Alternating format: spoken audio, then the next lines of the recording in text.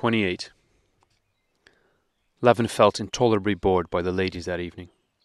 He was more than ever excited by the thought that the dissatisfaction with work on the land, which he now experienced, was not an exceptional state of mind, but the result of the condition of agriculture in Russia generally, and that some arrangement that would make the labourers work as they did for the peasant at the halfway house was not an idle dream, but a problem it was necessary to solve. And he felt that it could be solved, and that he must try to do it. Having said good-night to the ladies, and promised to stay a whole day longer in order to ride with him and see an interesting landslide in the state forest, Levin, before going to bed, went to his host's study to borrow the books on the labour question, which Sviatsky had offered him. Sviatsky's study was an enormous room lined with book cupboards. There were 2 tables in it, one a massive writing table, the other a round one, on which lay a number of newspapers and journals in different languages, arranged as if they were mats round the lamp in the centre. Beside the writing table was a stand with gold-labelled drawers containing various business papers. Sviatsky got down the books and settled himself in a rocking chair. "What is it you are looking at?" he asked Levin, who, having stopped at the round table, was looking at one of the journals. "Ah, there's a very interesting article there," he added, referring to the journal Levin held in his hand. "It turns out that the chief agent in the partition of Poland was not Frederick at all," he added with gleeful animation. "It turns out..." And with characteristic clearness, he briefly recounted these new and very important and interesting discoveries, though at present Levin was more interested in agriculture than in anything else. He asked himself while listening to his host, what is there inside him, and why? Why does the partition of Poland interest him? And when Sviatsky had finished, he could not help asking him, "Well, and what of it?" But Sviatsky had no answer to give. It was interesting that it turns out, and he did not consider it necessary to explain why it interested him. "Yes, and I was greatly interested by that cross old landowner," said Levin with a sigh. "He's intelligent and said much that is true." "Ah, pooh! He is secretly a rooted partisan of serfdom, like all of them," said Sviatsky. "Whose marshal you are?" "Yes, but I marshal them in the opposite direction," said Sviatsky, laughing. "What interests me very much is this," said Levin. "He is right when he says that our rational farming is not a success, and that only money-lending methods, like that quiet fellow's, or very elementary methods, pay. Whose fault is it? Our own, of course, but it is not true that it does not pay. Vasilchikov makes it pay." "A factory?" "I still cannot understand what you are surprised at. The people are on so low a level both of material and moral development that they are certain to oppose what is good for them. In Europe, rational farming answers because the people are educated. Therefore, we must educate our people. That's all. But how is one to educate them? To educate the people, 3 things are necessary: schools, schools, and schools. But you yourself just said that the people are on a low level of material development. How will schools help that? Do you know, you remind me of the story of the advice given to a sick man. You should try an aperient. I have, and it made me worse. Try leeches. I have, and they made me worse. Well, then you had better pray to God. I have, and that made me worse. It is just the same with us. I mention political economy. You say it makes things worse. I mention socialism. You say still worse. Education? Worse and worse. But how will schools help? By giving people other wants. Now that I never could understand, replied Levin hotly. How will schools help the peasants to improve their material conditions? You say that schools and education will give them new wants. So much the worse, for they won't be able to satisfy them. And in what way, knowing how to add and subtract, and to say the catechism, will help them to improve their material condition, I never could understand. The other evening I met a woman with an infant in her arms, and asked her where she was going. She replied that she had been to see the wise woman, because her boy was fractious, and she took him to be cured. I asked her what cure the wise woman had for fractiousness. She puts the baby on the perch among the fowls and says something. Well, there's your answer. Education will stop them from carrying their children to the roosts to cure them of fractiousness, said Sviatchky with a merry smile. Ah, no, not at all, said Levin crossly. That treatment seems to me just a parallel to treating the peasants by means of schools. The people are poor and ignorant. This we know as surely as the woman knows that the child is fractious because it cries. But why schools should cure the ills of poverty and ignorance is just as incomprehensible as why hands on their perches should cure fractiousness. What needs to be cured is their poverty. Well, in this at least you agree with Spencer, whom you dislike so much. He too says that education may result from increased well-being and comfort, from frequent ablutions, as he expresses it, but not from the ability to read and reckon. Well, I'm very glad, or rather very sorry, that I coincide with Spencer. But it is a thing I have long known. Schools are no remedy, but the remedy would be an economic organization under which the people would be better off and have more leisure. Then schools would come. Yet all over Europe education is now compulsory. And how do you agree with Spencer yourself in this matter? A frightened look flashed up in Sviatchky's eyes, and he said with a smile. Yes, that cure for fractiousness is splendid. Did you really hear it yourself? Levin saw that he would not succeed in finding a connection between this man's life and his thoughts. It was evidently all the same to him what conclusion his reasoning led to. He only needed the process itself, and he did not like it when the process of reasoning led him up a blind alley. That he disliked and evaded by turning the conversation to something pleasantly jocular. All the impressions of that day, beginning with the impression of the peasant at the halfway house, which seemed to serve as a foundation for all the other impressions and ideas, agitated Levin greatly. There was this amiable Sviatchky, who kept his opinions only for social use, and evidently had some other basis of life which Levin could not discern. While with that crowd, whose name is Legion, he directed public opinion by means of thoughts foreign to himself.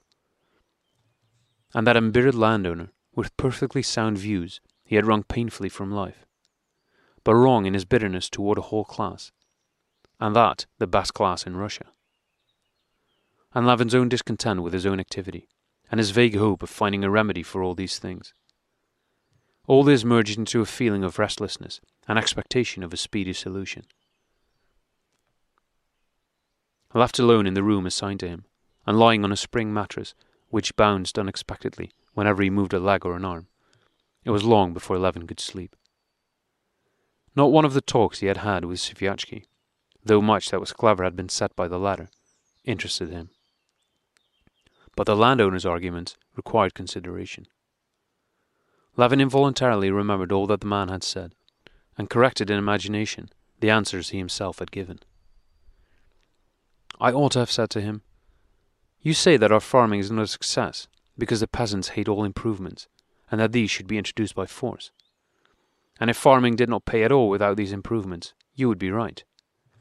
But it succeeds where, and only where, as in the case of the man at the halfway house, the labourers act in conformity with their habits. Your and our common dissatisfaction with farming shows that we, and not the peasants, are at fault. We have long pushed on in our own way, the European way, without considering the nature of the labour force available. Let us consider the labourer not as an abstract labour force, but as a Russian peasant with his own instincts, and let us arrange our farming accordingly. Imagine," I ought to have said to him, "that your farming is conducted like that old man's, that you have found means to interest the labourers in the result of their work, and have found improvements which they must recognize as such. Then, without impoverishing the soil, you will get double and treble the crops you get now. Divide equally and give half the produce to labour, and the share left for you will be larger, and the labour force will receive more. And to do this, we must lower the level of cultivation, and give the peasants an interest in its success. How this can be done is a question of details, but it is certainly possible." This thought strongly excited Levin. He lay awake half the night considering the details necessary for carrying his thought into effect. He had not meant to leave next day, but now decided to go away early in the morning. Moreover, there was the sister-in-law with the square-cut bodice, who occasioned in him a feeling akin to shame and repentance caused by the commission of a bad action. Above all, he had to get away immediately to propose his new plan to the peasants before the winter corn was sown, so that the work might be done on the new conditions. He decided completely to reverse his former methods of farming.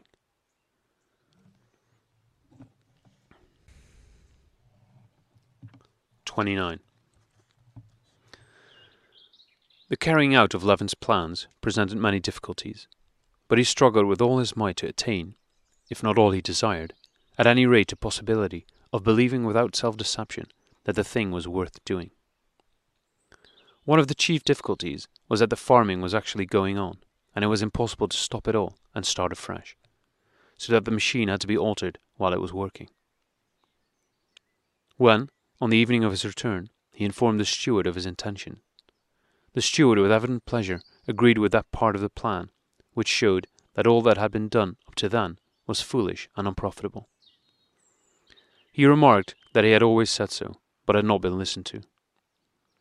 But to Levin's proposal that he, like the peasants, should participate as a shareholder would in the farming, the steward only put on a look of great depression and expressed no definite opinion, but at once began to speak of the necessity of carting the last sheaves of rye next day, and of starting the second ploughing, so that Levin felt that it was not the time for his plans to be considered. When speaking of the matter to the peasants, and offering them land on the new conditions, Levin again met with the same difficulty. They too were so fully occupied with the labour of the day that they had no time to consider the advantages and disadvantages of the venture. The naive peasant, the cowman Ivan, quite understood Levin's offer of letting him and his family have a share in the profits of the dairy farm, and quite sympathized with his undertaking. But when Levin impressed upon him the benefit that would accrue to him in the future, a look of anxiety and regret that he could not stop to listen to it all appeared on Ivan's face, and he hurriedly remembered some task that could not be put off, seized a hay fork to remove the hay from the enclosure, fetched water, or cleared away the manure. Another stumbling block was the peasants' invincible mistrust of the possibility of a landlord having any other aim than that of robbing them as much as possible. They were firmly convinced that his real aim, whatever he might say, would always be hidden in what he did not tell them. And they themselves, when they talked, said much, but never said what they really wanted. Besides all this, Levin felt that the splenetic landowner was right. The peasants put as the first and unalterable condition in any agreement that they should not be obliged to use any new methods or new kinds of tools for their work. They agreed that an English plough ploughed better, that a scarifier worked quicker, but they found 1,000 reasons why they could not use either the one or the other. And, though he was convinced that it would be necessary to lower his standards of farming, he disliked having to give up improvements, the benefits of which was so clear. Yet in spite of all these difficulties, he got his way, and by autumn the scheme began to work, or at any rate, it seemed so to him. At first Levin thought of letting the whole of his farm, as it stood, to the peasants, to the labourers, and to his steward, on the new co-partnership lines. But he very soon saw that this was impossible, and decided to divide up the different parts. The cattle yard, the fruit and vegetable gardens, the meadows, and the cornfields, divided into several parts, should come under different sections. The naive Ivan, who, it seemed to Levin, best understood the plan, formed an artel consisting chiefly of his own family, and became partner in the dairy section. The far field that had lain fallow for 8 years was, with the aid of the intelligent carpenter Theodore Ruzanov, taken up by 6 peasants' families, on the new cooperative lines, and the peasant Shuraev rented the vegetable gardens on similar terms. The rest remained as before, but these 3 sections were the beginning of a new order, and fully occupied Levin. It is true that the dairy farm did not as yet go on any better than before, and Ivan strongly opposed heating the cowsheds and making butter from fresh cream, maintaining that cows required less food when kept in the cold, and that butter made from sour cream went further. And that he expected his wages to be paid as before, not being at all interested to know that they were not wages, but an advance on account of profits. It was true that Theodore Rezanov's group did not plough the corn land twice with the English plough, as they had agreed to do, pleading lack of time. It was true that the peasants of that group, though they had agreed to farm the land on the new conditions, did not speak of it as cooperatively held land, but as land held for payment in kind. And that the members of that group, and Rezanov himself, said to Levin, "If you would only accept money for the land, it would be less trouble for you, and we should feel freer."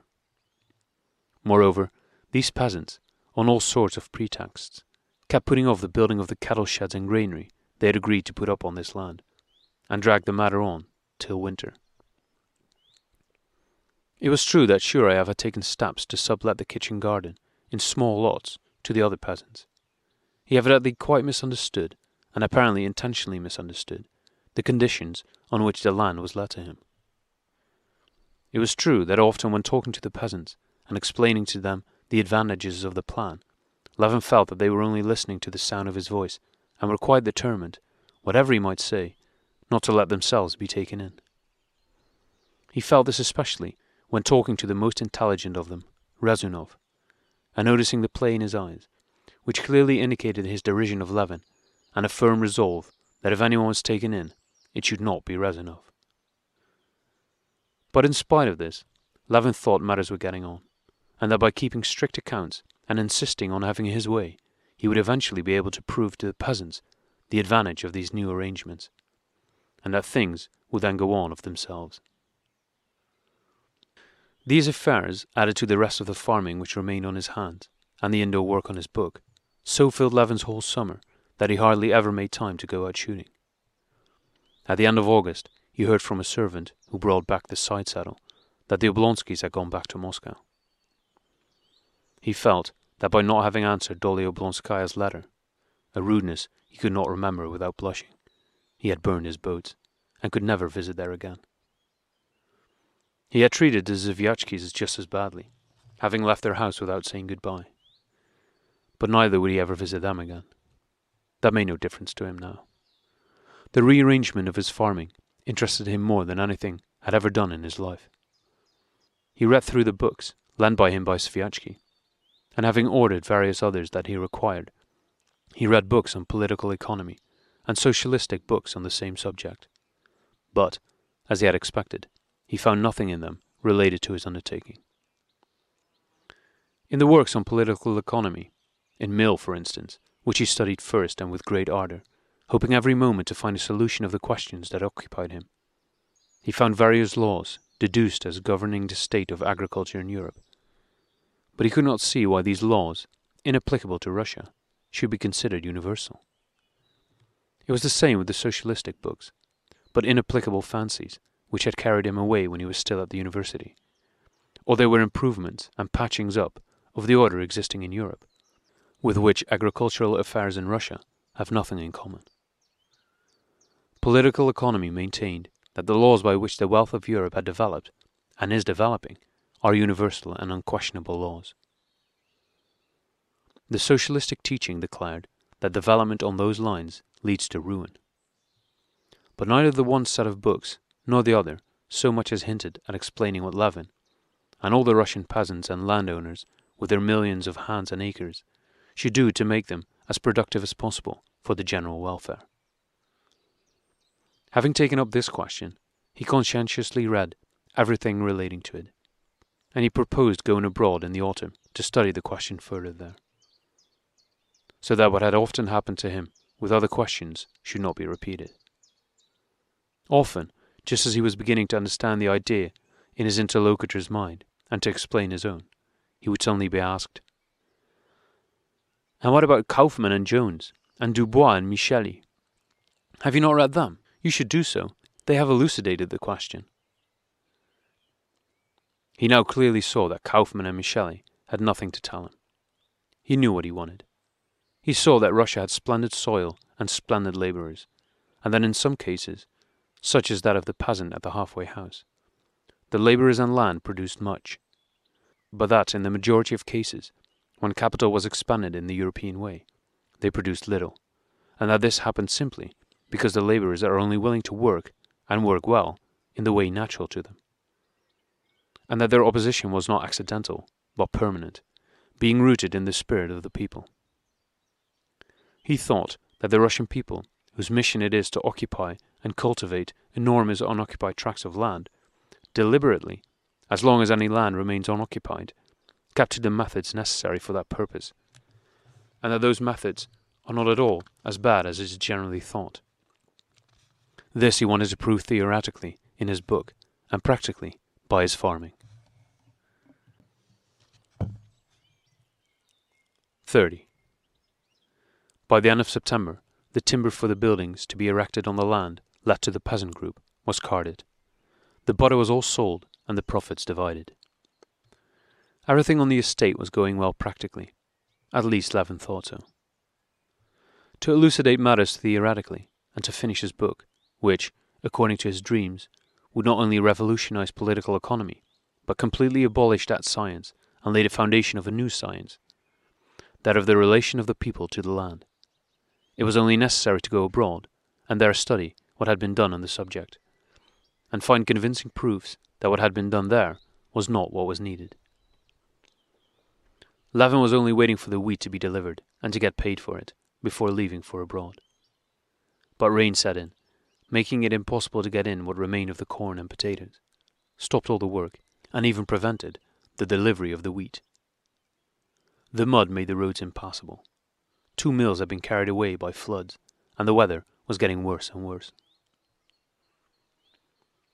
On the 30th of September, the sun showed itself in the morning, and, in hopes of fine weather, Levin began seriously preparing for his departure.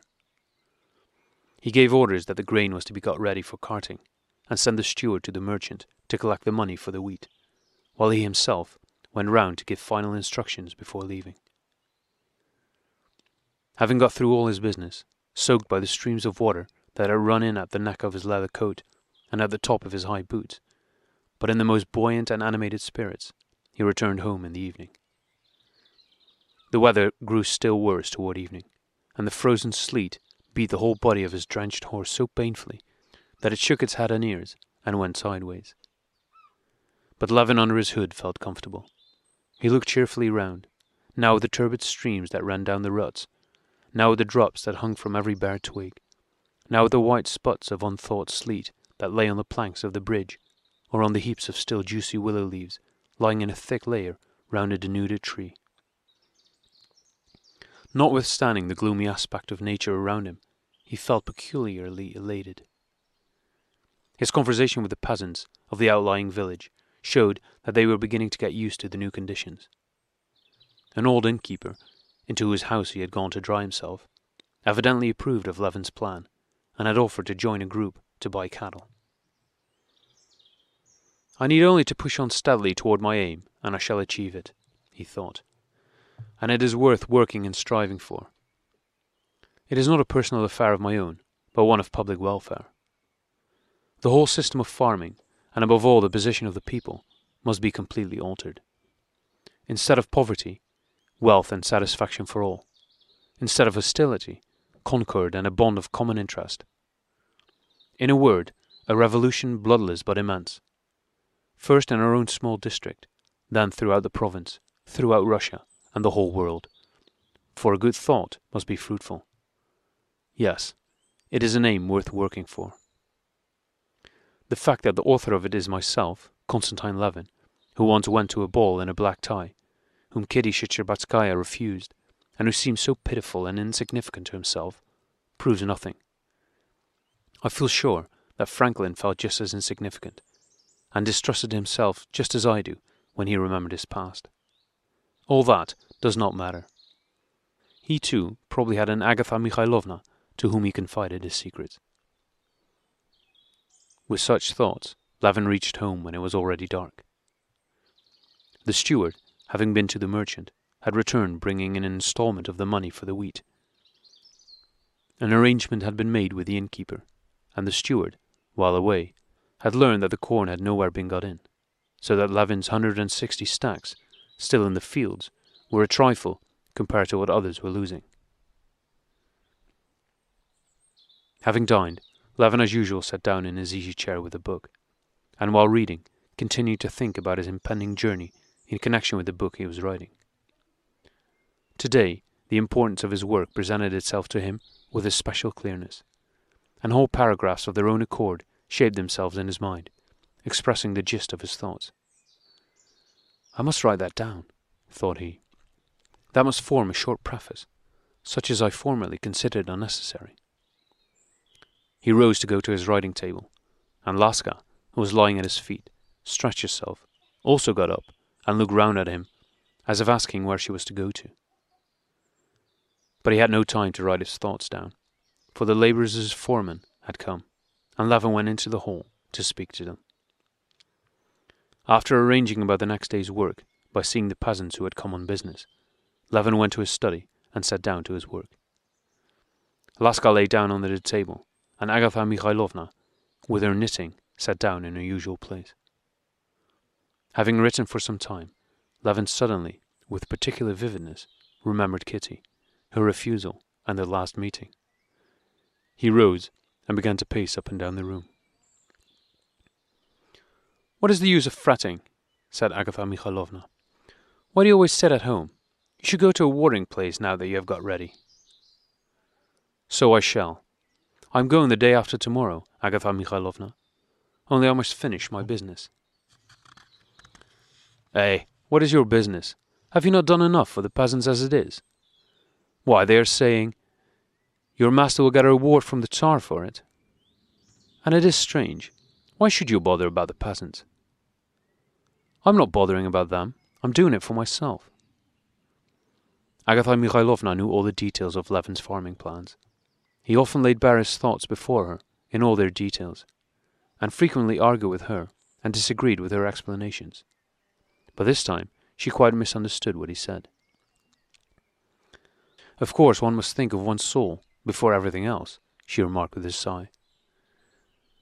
"There was Parfen Denisich, who was no scholar at all, but may God grant everyone to die as he did," she said, referring to a servant who had died recently. "He received Holy Communion and extreme unction." "I'm not speaking about that," he said. "I mean that I am doing it for my own profit. My gains are bigger when the peasants work better." "But whatever you do, an idler will always bungle. If he has a conscience he will work. If not, you can do nothing with him." "But you yourself say that Ivan looks after the cattle better now." "I only say," answered Agatha Mikhailovna, evidently not speaking at random, but with strict sequence of thought, "you must marry. That is all." Her mention of the very thing he was just thinking about grieved and hurt him. He frowned, and without replying it again, sat down to his work, repeating to himself all that he had been thinking about its importance. Only occasionally, in the stillness, he listened to the clicking of her needles, and, remembering what he did not wish to remember, made a wry face. At 9 o'clock he heard the sound of a bell, and the heavy lurching of a carriage through the mud. "There now, visitors have come to you," said Agatha Mikhailovna, rising and going toward the door. "Now you won't feel dull." But Levin overtook her. His work was not getting on now, and he was glad of a visitor, whoever it might be.